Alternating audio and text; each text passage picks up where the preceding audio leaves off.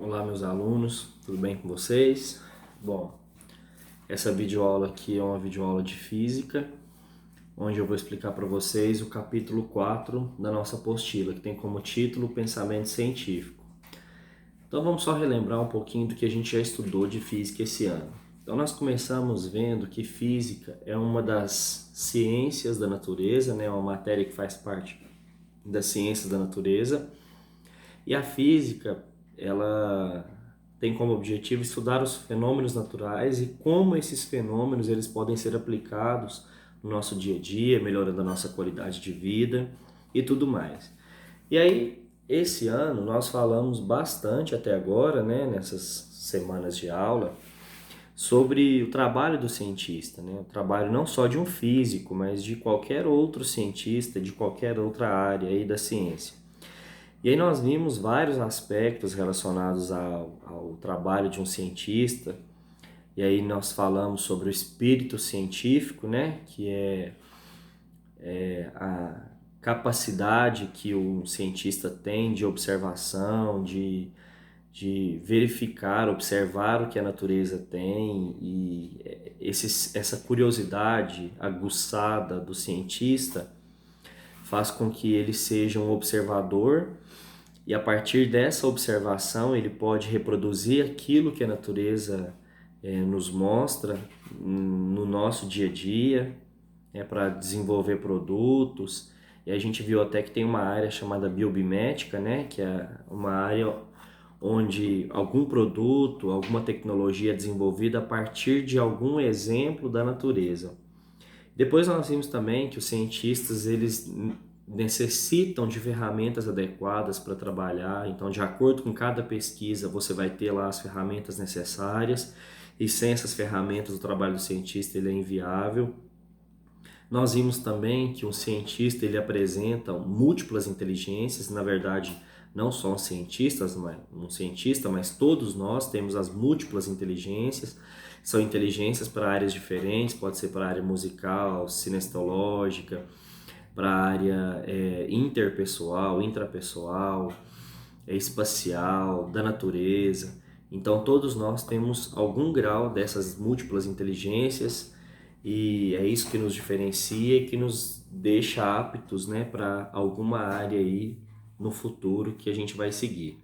Bom, e agora nesse capítulo 4, falando um pouquinho mais sobre o trabalho do cientista, a gente fala sobre o modelo científico.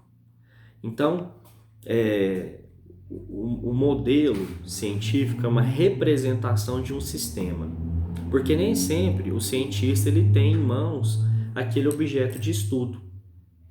Por exemplo, eu vou mostrar uma imagem aqui para vocês, olha só. O que é isso aqui? Me respondam. Provavelmente todos vocês responderam mentalmente, isso é uma árvore. Mas não, isso aqui não é uma árvore. Isso aqui é a representação de uma árvore. Isso aqui é um modelo científico. Então o cientista muitas vezes ele vai usar um modelo para poder estudar aquilo que ele não tem um alcance. Por exemplo, muitas vezes em sala de aula a gente não tem condição de trabalhar com uma planta. Então eu vou estudar um modelo de uma planta.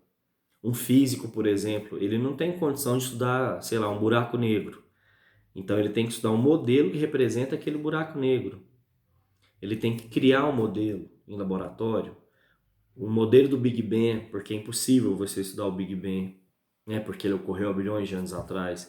Então, quando você usa alguma representação de um sistema qualquer, você está usando um modelo. E esses modelos eles são muito eficientes dentro da física e de qualquer área aí da ciência. Bom, por exemplo, quando a gente vai estudar ao longo desse ano, a gente vai falar muito sobre os estados físicos da matéria. O ano que vem a gente vai falar também, nós vamos falar sobre átomos, partículas e tal. Nós não temos condição de visualizar os átomos, mas nós vamos usar modelos que representam esses átomos. Então, o modelo é uma representação do sistema. E o capítulo 4 ele fala sobre, né, a primeira parte do capítulo, sobre esses sistemas. E a segunda parte desse capítulo é um assunto que nós já conhecemos, um assunto que a gente já viu no sexto ano, Nós retomamos ele agora no 8º ano e veremos novamente o ano que vem no 9º ano, que é o método científico. O método científico, para relembrar, é aquele conjunto de regrinhas que devem ser seguidas para se realizar uma investigação científica, por exemplo. Então, o método científico ele é fundamental, são regras fundamentais para o trabalho de algum cientista.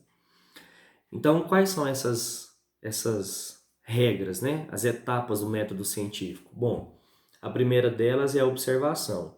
Então, o cientista ele observa, todos nós podemos observar, e a partir da observação do nosso ambiente, do nosso meio, a gente pode levantar um problema, identificar um problema.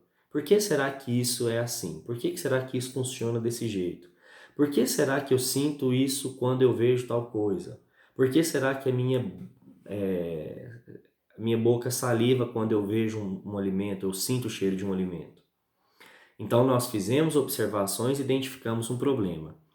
A segunda etapa do método científico é o levantamento de hipóteses. Então, eu vou dar uma possível resposta para aquele problema que eu identifiquei. Na terceira etapa, eu vou realizar um experimento que vai provar essa minha hipótese ou vai refutá-la. E na quarta e última etapa, eu vou, de mão desses resultados, dos experimentos, chegar a uma conclusão, se a minha hipótese está certa ou não. Então, observação e identificação de um problema, levantamento de hipóteses, experimentos, resultados e conclusão. E aí nós fechamos então o capítulo 4, é um capítulo bem pequeno. Eu vou deixar como tarefa para vocês a realização de todas as atividades desse capítulo. E aí ao longo da semana eu vou gravando mais vídeos corrigindo esses exercícios, essas atividades. E qualquer dúvida que vocês tiverem, vocês podem escrever aqui nos comentários, mandar alguma sugestão, alguma pergunta. E é isso aí, pessoal. Um grande abraço e tchau.